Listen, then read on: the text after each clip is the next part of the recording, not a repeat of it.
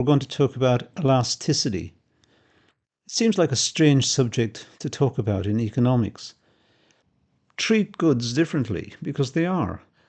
And if the price of a good goes up, we might purchase a lot less of it.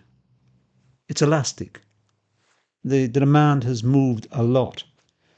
It may be we'll purchase the same amount at the higher price because it's a necessity good, in which case we'd say it's inelastic. The demand is inelastic. So when we talk about elasticity in economics, we're talking about the responsiveness of demand to a change in one of the determinants. For example, the change in price or the change in income. When we look at the change and say the change in price, what happens to the change in the demand?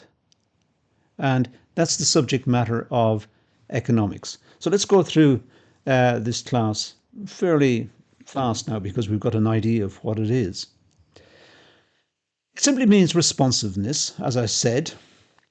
If we increase the price of a good, we want to know how much this affects the demand for the good. So if we're a producer and we want to put the price up, will we lose all the customers? Will we lose a lot of customers?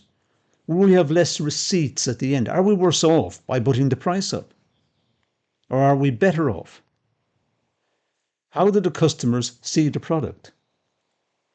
In other words, we want to know how responsive the demand is to changes in price.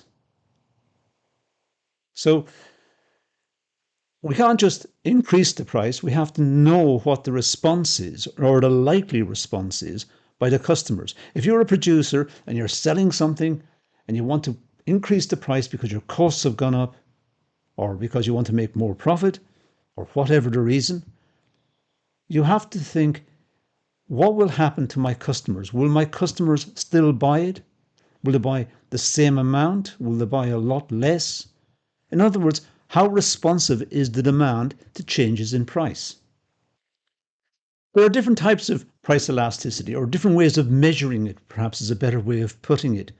We have price elasticity. We have something called cross-price elasticity. If the price of petrol rises, what happens to the demand for cars?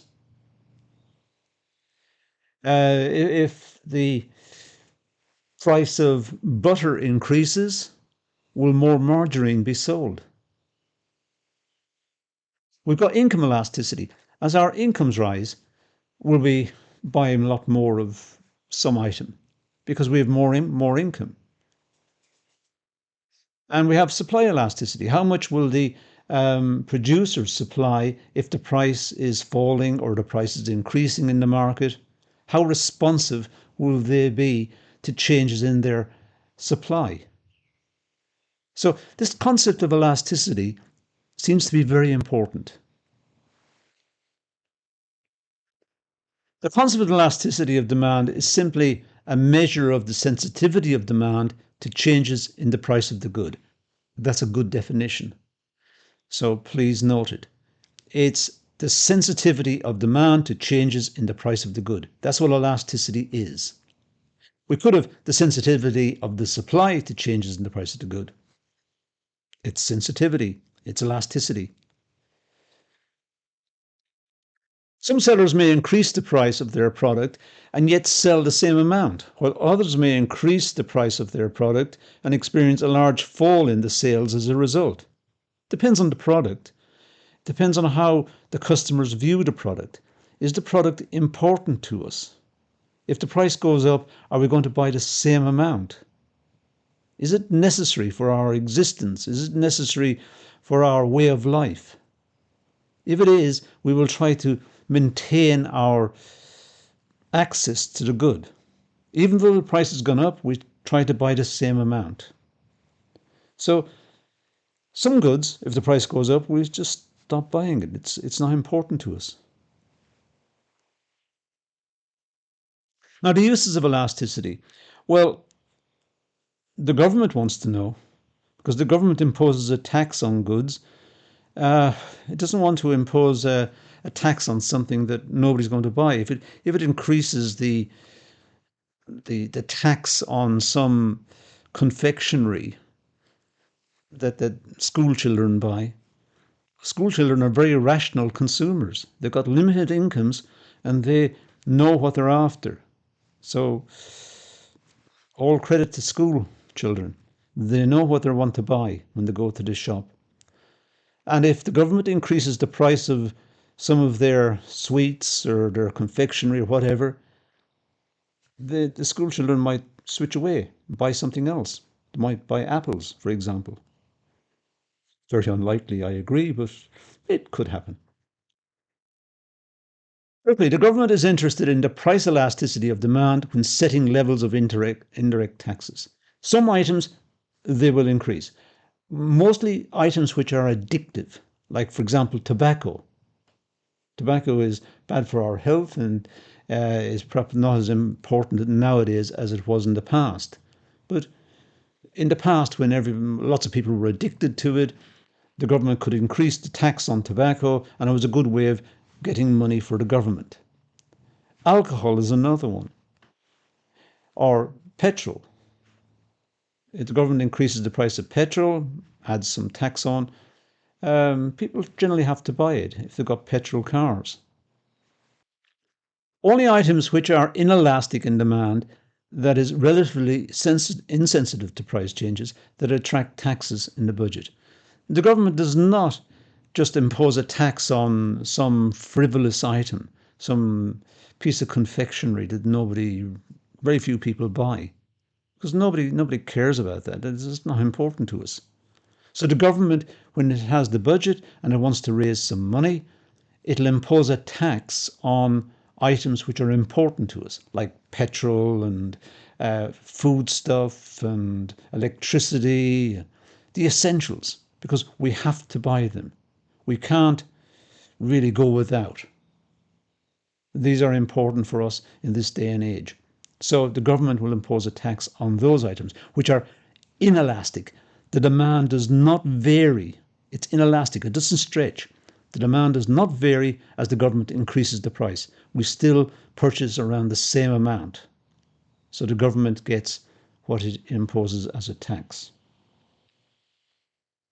So in the past, tobacco was important, alcohol, as I said, petrol. And I've already covered this point, but those are the items or items similar to these that are important to us that the government will impose a tax on. So, for example, on petrol, they will impose a tax on petrol. As we shift towards electric cars and become more and more important to us, the government may start to impose a tax on some other aspects of motoring. For example, place a tax on every car on the road or something of that nature. They'll have to find another way of raising their money. Price setting. Well, price setters will want to know how sensitive their demand is to changes in price. And the more sensitive that an item is, the more elastic it is, they will be more reluctant to change the price. Certainly, they'll be more reluctant to increase the price. They might decrease the price and get a lot more sales, and that might be profitable. They need to study what's going to happen for a price increase and for a price decrease. But if the demand is very sensitive, they have to be very careful. Exchange rates is also relevant. It's a more sophisticated point. When the exchange rate moves, it will change the price of imports and exports. That's what the exchange rate does. It changes the price of imports and the price of exports, one against the other. So the government will want to know how sensitive the demand for imports is to changes in the exchange rate. It won't just change the exchange rate or try to influence the exchange rate up or down unless it knows what the impact is. Okay, so the slope of the demand curve. The slope of the demand curve does not indicate elasticity. Most students of economics start off by thinking the slope of the demand curve tells us what the elasticity is. Well, there are two curves in which this is correct. One, if the demand curve is vertical, and then the elasticity is zero. But it has to be vertical. The other is if it's horizontal. The elasticity is infinite. So these two are fine. And then there is a third one, which is called unitary elasticity.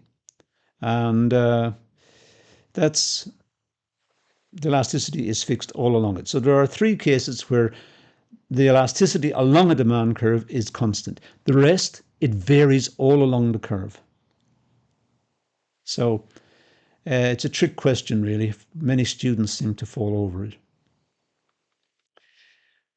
We must first bear in mind that the slope of a straight line demand curve is not an indication of its elasticity, generally speaking, with the exception of the three I've mentioned: vertical, horizontal, and what we call unitary. And I'll show you unitary in a different class. That's going to come up in a different class, and it also will appear in seminars. So we'll leave that one for the moment.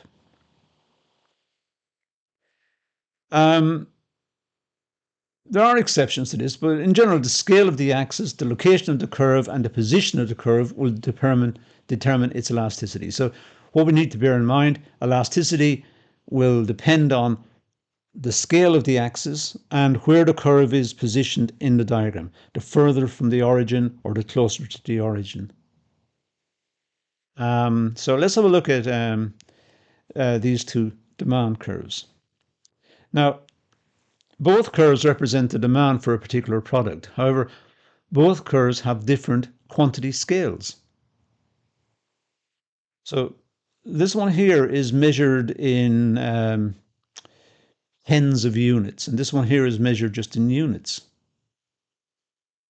So it looks different because the scale is different here. It's the same demand curve.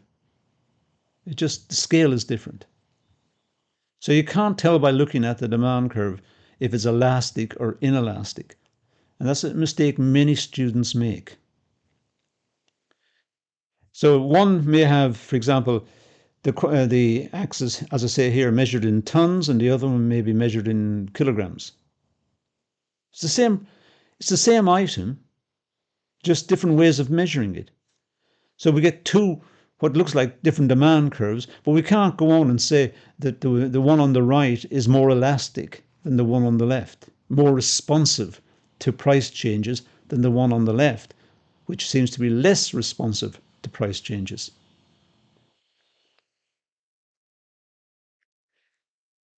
The illusion is caused by the horizontal axis, by the scale on the horizontal axis. It could be we just simply can't compare two items, two diagrams, because they're totally different goods. Carrots and books.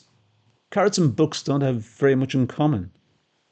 So we can't just look at them and say, oh, carrots are more elastic or less elastic or whatever. They're two totally different products. So they can't be compared, despite what we sometimes say in classes. Okay, I think we've looked at that one. So the elasticity figure, and this is the important point, the elasticity figure is just a number. It's not associated with any units. For example, you can't say the elasticity is 2 kilograms. There's no unit, it's just 2. It's just an integer. The number is 2 or it's 3 or it's a half or whatever it is. So it's just a number when you work it out. And that's our introduction to elasticity. We will do many more calculations. We'll do them in class and so on. So we'll look at this one in much more detail as we go through the subject. But let's leave it at that for the moment and say thank you for watching.